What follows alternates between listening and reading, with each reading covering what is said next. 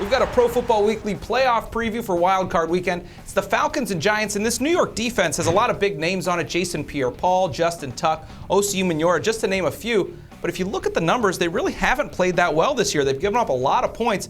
Can they handle what's a pretty balanced Falcons offense? It hasn't looked that good until really the last couple of games. I think you could say they've come together now against the Jets and Cowboys when they've had to, really. It's been the health of the defensive line. Pierre-Paul's been doing it all season by himself. Now he's got Osi Umenyiora back in the lineup. That helps. Justin Tuck has been playing through injury. That's helped. The linebackers are playing better. I'm still worried about that secondary a little bit, but I think for the most part they're healthy enough. I just have questions whether they can stop the ground and pound and the passing attack of the Falcons. You know, the Falcons offense hasn't had as many injuries probably as the Giants defense has gone through, but they have had a lot of inconsistency, and really it wasn't until midseason when they started going to the no-huddle more, and Julio Jones kind of the light bulb went off for him. So this offense really picked up. Even in recent weeks, we've seen it have its up and downs. It was against the Saints. They really didn't get things going. The week later against the Buccaneers, put up 45 on them. Again, it's the Buccaneers. Everyone was putting up that kind of points against them late in the season. So against the Giants defense, I think has done a pretty good job limiting big plays and has a pass rush that can be very effective. I'm not so sure what you're going to get from Atlanta's offense. That offense led by Matt Ryan, since he's been there along with Mike Smith, this is their third playoff appearance. They've yet to win a postseason game. How much pressure is there on both of those guys to finally get a win in the playoffs? There's a lot of it. Expectations were raised going into this season. They were even last year, but to another extent. When you go out and spend all the draft picks you did to get Julio Jones, when you sign Ray Edwards, this is a team that's expected to take another step and was expected really to win the NFC South. Now, they have failed in that quest already.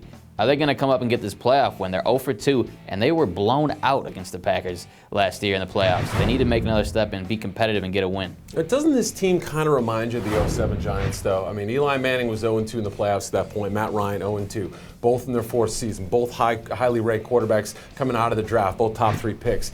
It just seems like the expectations were not met for the Giants. They made that number 5 seed. Falcons come in as a 5. I don't know. To me, it just seems like a perfect symmetry. This Falcons team, maybe Tony Gonzalez gets his first playoff win in 4 chances. I mean, it just seems to line up that way. You're comparing them to the 07 Giants. Brandon Jacobs comparing this Giants team to the 07 Giants. Which one is it of these teams that's going to try and make that same kind of run? Who gets the win here? I like the Falcons. I think they're the type of team that's below the radar right now. They can go on the road, get a win. You mentioned that no-huddle offense. I think that's going to give the Giants some problems. They like to mix and match defensively, bring in defensive packages, roll their defensive linemen through. I don't think they'll get the chance to do that. And I think there'll be a lot of big plays in the passing game and the run game. I do like the Falcons to win this week, but the difference I think between that 07 Giants team and this team is they didn't have the Saints and Packers, teams that good to go up against in the NFC. I'm not sure they're going to be able to get over those 2 big obstacles.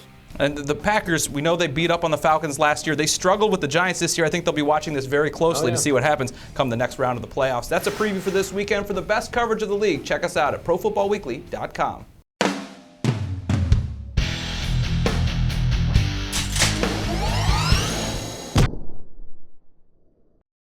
It's never too early to start thinking about the NFL Draft, and Pro Football Weekly's new draft database has you covered.